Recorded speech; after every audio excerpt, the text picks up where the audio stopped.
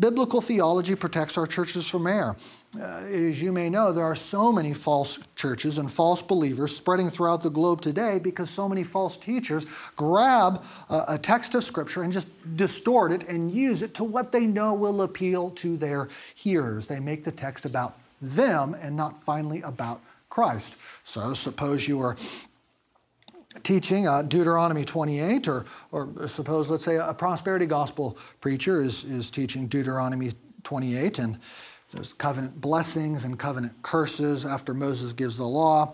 And Moses says this, "And if you faithfully obey the voice of the Lord your God, blessed shall be the fruit of your womb, and the fruit of your ground, and the fruit of your cattle, the increase of your herds, and the young of your flock." Well, how would a prosperity gospel teacher teach that text? Well, he'd probably say, if you're obedient and give money to the church and follow what we say, you will be blessed.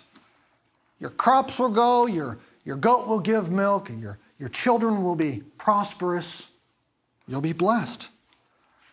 Well, what has this preacher lost sight of? Well, he's lost sight of the storyline of the Bible. What is the point of Deuteronomy 28? Well, clearly it's establishing a link between obedience and blessing, and it's telling us that that link between obedience and blessing is inseparable. Be obedient, be blessed. Don't be obedient, you won't be blessed. It's establishing that very clearly. But of course, it's doing more than that, isn't it? Because the story of Israel's life goes on after Moses gave that sermon. And the people of Israel discovered that they weren't obedient. And so they weren't blessed. They were cursed. And they were exiled. And of course, they're just teaching us something about ourselves. It's true for us as well that we need obedience to have blessing. But like the Israelites, we aren't obedient. And so we don't deserve blessing. We deserve God's curse. Good news. Someone came who was perfectly obedient. And because he was obedient, we can have his blessing. So do you see what Deuteronomy 28 is teaching us? It's teaching us something that's relevant for our lives. We need obedience.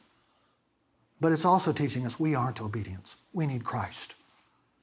And how we can distort that text by losing sight of the storyline of the Bible as a whole.